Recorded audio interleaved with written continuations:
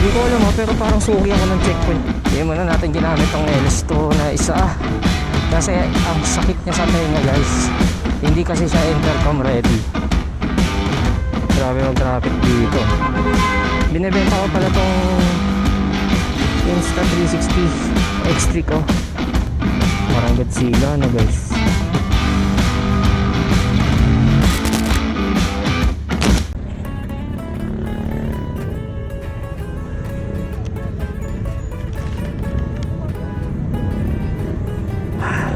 Traffic talaga dito sa Almar. Pagas muna tayo bago tayo pumasok. Grabe oh, tingkad ng araw. Sana ganyan ka lang, diba? Grabe mag traffic dito. Yan ang tamang sakayan dyan.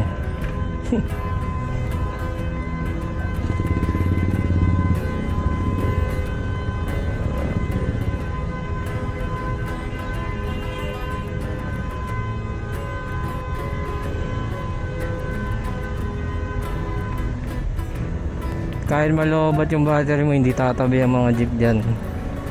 Ganyan kalala dito sa Almar. Yan, di ba? Dito pa isa yan.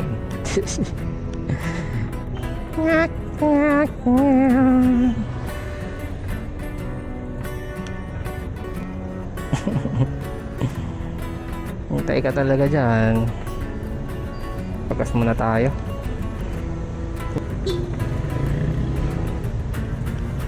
Yeah.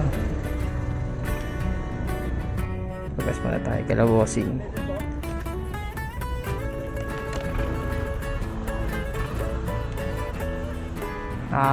Full tank po. Apo.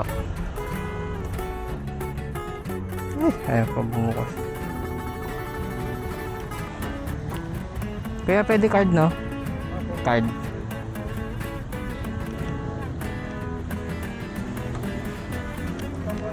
Apo.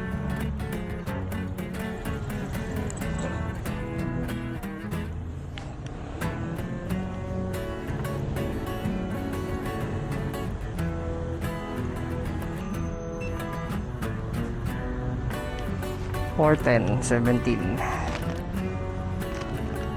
Depende sa thank you po. Pero na lang natin dito. Ganda talaga na itong bag ko, no? Solid. Nabili ko lang sa Shopee yan guys. Oh, ganda talaga ng panel. So relax driving lang tayo. Kasi wala naman tayong hinahabol na oras. Woohoo! Ang helmet ang gamit natin ngayon. Suot ko yung unang helmet ko, Rayo. Hindi mo na natin ginamit tong LS2 na isa.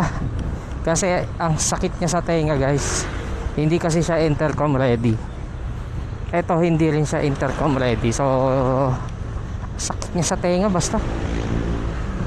Ito kasi kaya ako naman to ginamit ngayon. Kasi meron siyang chin mount. Though removable yung chin mount ko. Itong gamit ko ngayon, itong orange na yan. Pero ako, pag nilagay mo siya dun sa LS2, medyo maluwag na yung helmet na yun. Ako, bumababa talaga. So natatakpan yung mata natin, delikado. So ito na lang ginamit ko. Ito naman, ang nakakatakot lang dito is naka-clip lang kasi itong neto yung chins neto So pag nalaglag yung chin, goodbye camera, goodbye Insta360, diba? Pero feeling ko mararamdaman ka naman to pag nahulog. Pakapain ko na lang. Wala pa tayo budget pambili ng maganda-gandang helmet, tsaka medyo magaan lang na konti. Kasi ang bigat ng LS2 din. Ngayon ay tayo ipapasok ng trabaho.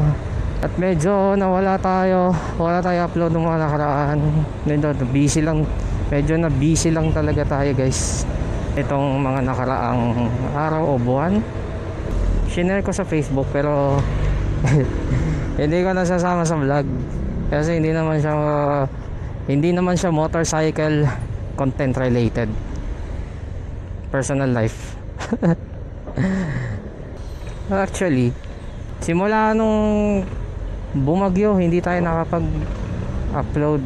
Also, we focus on something, and in terms of professional work. Pero ngayon medyo ginaganahan ulit ako mag record. Ewan ko lang kung sisipagin tayo mag-edit. I'm using my Insta360 X3. Ayan, kung mapansin nyo, nakakabit siya sa chin mount.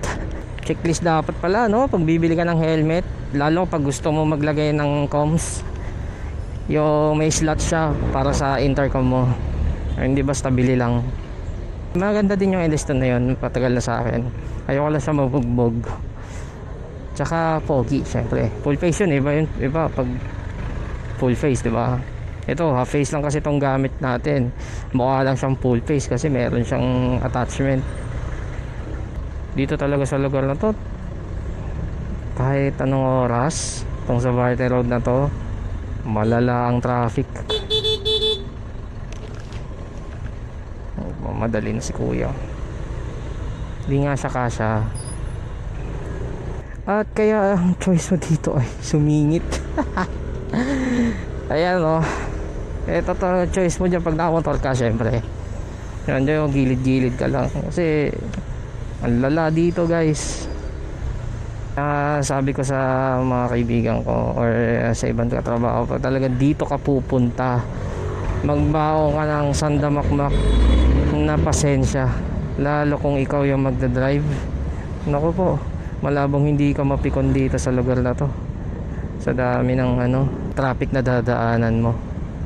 Tsaka matindi ang mga dito, mga jeep dito, sasalubungin ka. Yung mga culture shock kayo, guys, pag napadayo kayo dito sa Zabarte Road.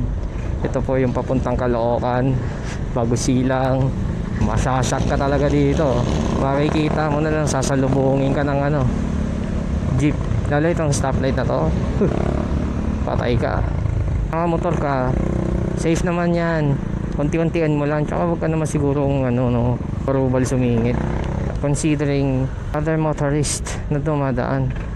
Mamaya may sumulpot dyan bigla sa harapan mo na lumusot din na ginawa mo. Yan o. Wala na sinasan to, mga kaibigan.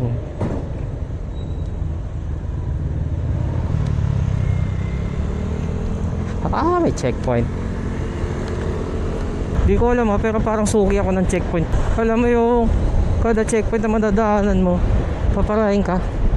Tapos makikita mo motor lang chine-checkpoint, no? Kaya minsan kokotse ako eh. Pero ako confident naman ako kasi tingnan mo naman tong motor natin, all stock. Walang minodify. Di ba? Kung ano yung binili mo sa kasa, ito pa din siya.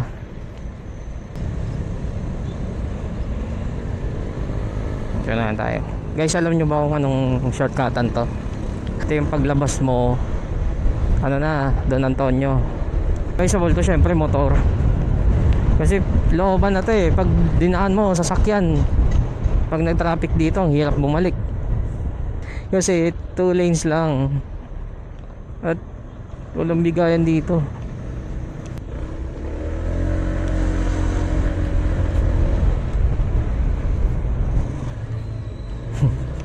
Nagdadrive ng e-bike o bata, tapos mga kasabayan niya dito mga sasakyan. Well, ako di ako sang-ayon eh. Kasi nandun ka sa lugar na prone ang disgrasya at maraming dumadaan na sasakyan, hindi advisable yan, lalo kung minor de edad. Bata pa. Sundan natin si kuya. Uy, astig to. Parang Godzilla guys. By the way guys, binebenta ko pala tong Insta360 X3 ko, kasama lahat ng accessories na meron ako. Pag interesado kayo, PM nyo lang ako. Na-experience nyo rin ba na Itong brake fluid, pucha, imbis na pabawas, parang padagdag siya. Bigla siya napuno. Dati may bubbles na malaki, ngayon ang liit na lang, oh. Tapos itong kanan, nawala talaga yung bubbles. So ano yun, lumipat yung yung bula niya. Hindi ko alam kung anong nangyari dito. Ano muna tayo, empleyado.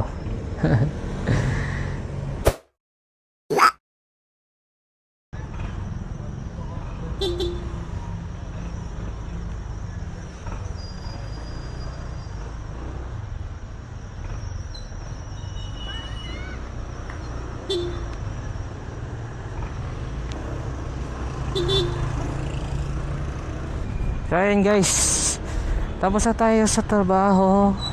Sundo naman tayo. Let's get it on. Ganda ng Commonwealth pag gabi, oh. May pailaw. Medyo maliwanag na ngayon.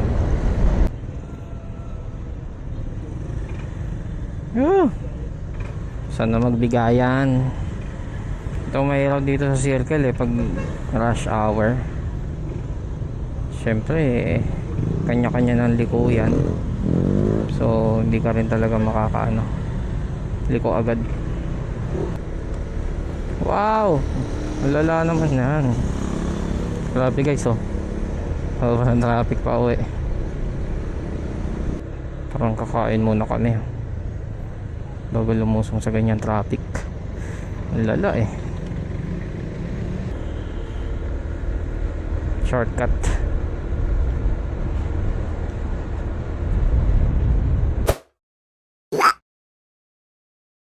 Grabe.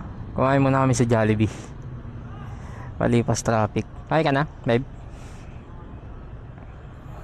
Palipas traffic. Up.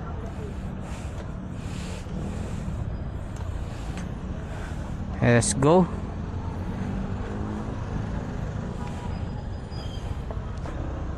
Nakakain din ng Jollibee. Kala mo matagal hindi nakakain ng Jollibee, no? And that's it for today's video. After mag Jollibee, see you again sa next vlog.